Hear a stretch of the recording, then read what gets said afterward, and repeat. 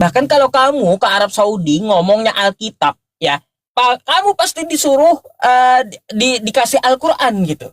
Dikasih Al-Quran, bukan kitabmu. Kitabmu nggak masuk ke dalam Alkitab. Alkitab tadi dari kata-kata bah, yaitu ketetapan dari Tuhan. Artinya tidak boleh ya ada ideologi atau tulisan orang, pemikiran orang masuk di dalamnya. Kitabmu ini bukan Alkitab. Nggak bisa disebut Alkitab. Karena ini adalah apa? Penyelidikan dari Lukas ada. Tafsir mimpi dari Yohanes di Pulau Patmos ada. Gak bisa penglihatan Yohanes di Pulau Patmos masuk di sini. Penyelidikan Lukas di sini masuk. Gak bisa disebut Alkitab. Alkitab itu adalah ketetapan dari Tuhan 100%. Bukan berarti apa? Bukan berarti penyelidikan atau tafsir mimpi seseorang. Makanya saya bilang dan memprotes kosakata Alkitab. Kok kalian namakan kitab kalian dengan nama Alkitab, tapi tidak sesuai dengan penggunaan katanya gitu. Katanya Alkitab, tapi di dalamnya berita orang, terus tafsir mimpi. Gak cocok kawan dinamakan Alkitab. Ya, coba mungkin dalam tanggapan akhir kamu bisa menunjukkan kepadaku. Mungkin ada tuh kosakata ya Alkitab dalam bahasa Yunani. Ya, karena setahuku aku belajar bahasa, gramatikanya kosakata Alkitab itu dari kosakata kataba, yang artinya buku, kitab, atau tulis, atau ketetapan, atau kewajiban. Ya, dia tergantung kalimatnya gitu, dalam penggunaan bahasa Arabnya, dari bahasa Arab. Nah, kalau kata kamu, Alkitab itu dari bahasa Yunani, tolong tunjukkan. Ya, bahasa Yunaninya Alkitab apa? Itu aja aku minta. Silakan gitu, tanggapan akhirmu. Ya, tunjukkan kosakata Alkitab dalam bahasa Yunani. Itu tanggapan akhirku. Silakan kamu tanggapi akhir, habis itu closing. Silakan. Baik. Silakan Bonce.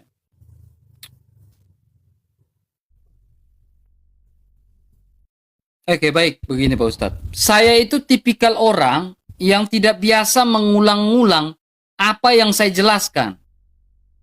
Dari awal saya sudah menjelaskan apa yang saya jelaskan. Dan tipikal saya tidak mau mengulang-ulang. Kan saya sudah bilang frasa dari bahasa Arab. Dan Pak Ustadz sendiri sudah mengakui bahwa bahasa Arab bukan milik agama Islam. Itu sudah clear. Itu sudah clear Pak Ustadz. Tidak perlu diperdebatkan lagi, itu clear. Ya. Nah, di ujung akhir Pak Ustadz mengatakan mimpi.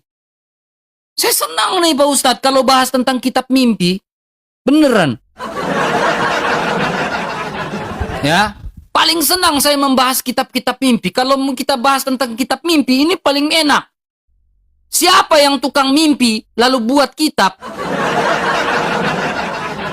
Ini justru saya paling senang membahas ini Pak Ustadz. Dari tadi saya menunggu ini Pak Ustadz. Tapi kenapa di ujung begini baru bicara ini? Ya, maka saya bilang dari tadi saya menunggu bicara tentang kitab mimpi. Mana? Bila perlu kita bahas yang betul-betul yang vulgar gitu. Al-Quran atau Alkitab, kitab mimpi. Nah ini seru nih bro. Hanya kenapa di ujung gitu ya? Baru kita diskusi gini. Nah nih. Makanya saya bilang pahami kanonisasi Alkitab itu dengan baik ya. Saya mengambil literatur, dari tadi saya pakai literatur nih. Bukan literatur dari Republika, apa, enggak itu. Itu bukan literatur akademis Pak Ustadz. Literatur yang akademis itu ada ISBN seperti ini. Buku seperti ini literatur. Republika itu apa? Ya wartawan. Ya, bukan wartawan, bukan sejarawan. Itu bukan literatur Pak Ustadz. Literatur itu yang seperti ini. Ini Stephen Leaks ya. Inspirasi kanon. Makanya paham arti kitab suci itu seperti apa. Ya. Jadi kata inspirasi itu biasa digunakan oleh orang-orang seni. Yang artinya ilham. Ya. Di bidang kedokteran. Itu dalam bahasa Latin namanya inspiratio. Inspiratio itu artinya apa? Penarikan nafas. Ini di bidang kedokteran. Nah, kalau kita lihat ciri khas dari Alkitab tentang kanonisasi ini, dia bilang artinya apa? Ilham itu artinya apa? Hembusan ilahi yang menggerakkan jiwa, pikiran, dan tindakan. Ya, ini artinya. Ya, ini artinya. Jadi para rasul itu bukan mimpi, nabi-nabi bukan mimpi, tetapi hembusan ilahi yang menggerakkan jiwa, pikiran, hati, sehingga menjadi sabda dan firman yang berdaya guna. Itu maksudnya. Saya menggunakan dari beberapa bidang tuh. Bidang seni, bidang kedokteran. Ya. Jadi bahkan saya bilang gini Pak Ustadz ya.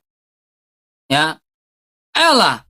Kalau kita mau bahas tentang kitab dongeng, nah ini yang saya paling senang. Ya. Jadi kalau bilang mimpi dongengnya Rasul Yohanes di Pulau Patmos, mari kita buktikan itu sebuah dongeng atau bukan sebuah dongeng. Saya berani. Mari kita bahas juga tentang Al-Quran, masuk kepada esensinya, itu sebuah dongeng atau sebuah fakta, kita diskusikan di situ. Saya mau itu, justru dari tadi saya menunggu itu. Ya, tapi ini di ujung waktu, ya kita ambil waktu lagi Pak Ustadz, itu lebih bagus. Kita masuk pada esensi diskusinya. Ya, kamu silakan, apakah Alkitab adalah dongeng? Nah, tunjukkan bukti dan faktanya. Apakah Al-Quran adalah dongeng? Kita tunjukkan bukti dan faktanya. Saya juga bisa bilang, ya kisah Isra Mi'raj itu sebuah fakta atau sebuah dalam keadaan tidur. Saya pun bisa mempertanyakan hal demikian.